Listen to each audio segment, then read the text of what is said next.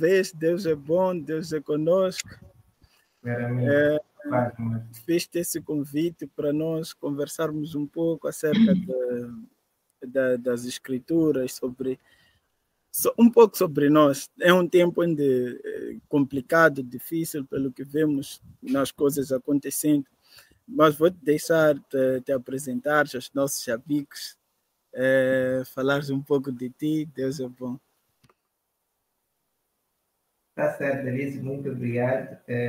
Não sei que apresentação tu propões que eu faça, mas em linhas gerais eu sou Amândio Sabelo, um irmão em Cristo que também professa a religião cristã, como quiser nesse caso. Então, eu tenho um desafio, não sou muito de estar nas câmeras e talvez nas redes sociais também, mas por ti, aceitei o desafio. Eu digo por ti porque a palavra de Deus nos ensina a amarmos ao outro. Se você diz que ama teu irmão, enquanto na verdade tu falas mal dele, imagina lá a Deus que tu nem vês.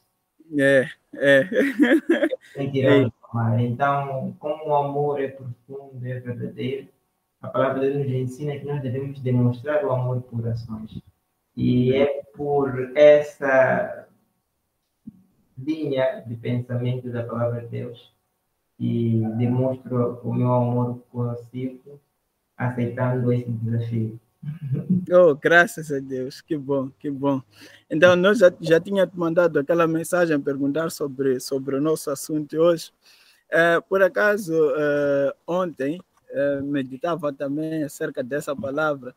Ontem, na igreja, tínhamos um culto de oração e nós abordamos isso, mas é no capítulo 2 daquilo que nós vamos falar.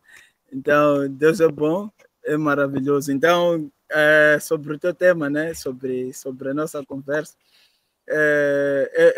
no livro de Abacuque, né? Ok.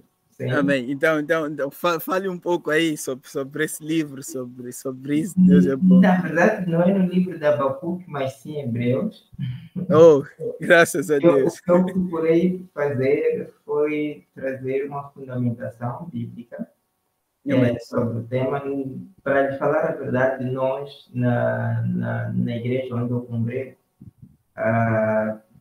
na semana de 3, acho que de dia 3 a 6 de abril, por mês, nós realizamos lá um avivamento espiritual encabeçado pela camada juvenil, pela juventude, nesse caso.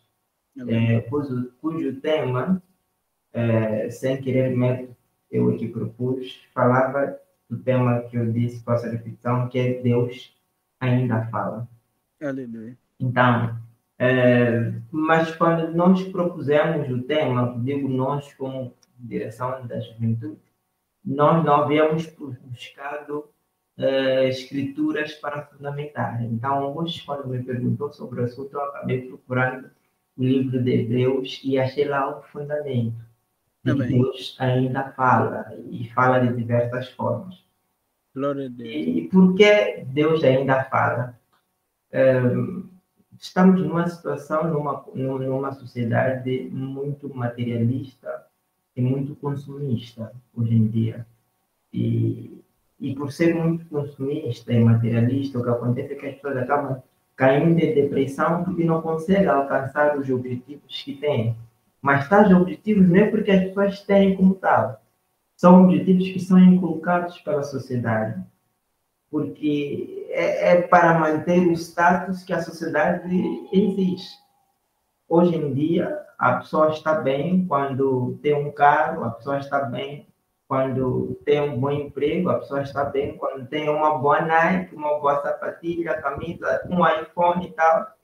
E a pressão que a sociedade acaba fazendo faz com que os sonhos daquela pessoa aparentemente não estejam a ser respondidos por Deus. Mas também, nem tudo aquilo que nós sonhamos é aquilo que Deus preparou para nós.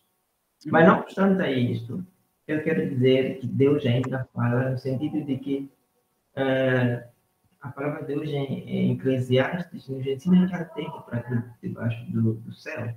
E se há tempo para tudo, o que nós precisamos fazer é esperar com que chegue o momento em que Deus vai dizer basta, se for o caso de sofrimento, basta o teu sofrimento, aqui está o seu galardão, ou aqui está a sua resposta. Aqui tem exemplo, nós podemos falar da Ana, em 1 Samuel. Há uma história da Ana muito fabulosa, mas também podemos falar da história de José, se for o caso. A Ana ficou chorando por anos, vários anos, clamando para que Deus respondesse ao seu pedido de ter pelo menos um filho. E é verdade que ela depois consagra o filho a Deus, que é o Samuel, né? Então, mas Deus levou muito tempo para responder a essa oração. Mas quando chegou o momento em que depois Deus disse basta, eis aqui a resposta, Deus falou com ela. Ou Deus ouviu o clamor dela e deu a resposta devida. Posso assim dizer, devida. O mesmo aconteceu com José. José foi vendido, foi mal visto pelos irmãos, foi escravo, mas no momento certo a resposta, posso assim dizer, chegou. E não Deus ainda falha nessa perspectiva. Eu tenho visto muito isso da nossa sociedade, dessa pressão pelo evangelho, nem pelo evangelho, pelas pessoas ao redor de nós. De muitas das vezes verem um jovem que vai à igreja e perguntar, afinal, o teu Deus está onde? O teu Deus não te responde. As pessoas, parece que os que não são cristãos são mais respondidos do que nós. Então, dá-nos essa aparência, muitos de que, veja, eu não vou à igreja, mas consigo tudo que você pede oração e Deus não te dá, e eu que nem ouro tenho. Veja, eu sinto um pouco também dessa pressão da nossa juventude. Temos que alcançar tudo antes dos 30, chegamos aos 30, até aos 35 temos de ter tudo isso. Então, acaba ficando, parece que Deus não ouve nossas orações, ou Deus não nos responde. Exato. Então, é nessa vertente. Essa semana mesmo, vi no jornal de ontem que um jovem suicidou-se porque jogou essa brincadeira, a sua expressão, da aviador, sem publicidade. Jogos de azar, né? Jogos de azar, perdeu todo o dinheiro que tinha, todas as poupanças e acabou se suicidando. Mas por que ele suicidou-se? Porque há uma pressão psicológica que vai ter da sociedade. Então, por vezes, o importante é ouvir a voz de Deus. E depois podem perguntar como é que Deus ainda fala nos dias de hoje. É verdade que antigamente a palavra de Deus nos ensina que Deus já falou, mesmo usando a voz, com Abraão, com Moisés, diretamente, eles ouviam a voz de Deus. Mas hoje em dia Deus fala através das suas escrituras, através da palavra.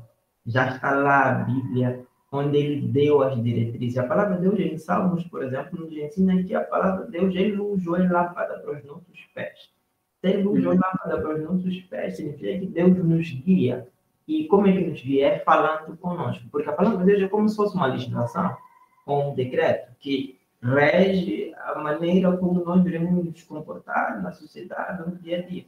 Então, fala conosco nessa vertente. Mas também pode falar, e fala, através dos seus profetas, através dos seus servos. Quando um pastor prega a palavra de Deus, naquele momento é uma revelação divina que está vindo. Então, se é uma revelação divina, Deus é que está falando por intermédio daquela pessoa. Então, Deus ainda fala de diversas formas.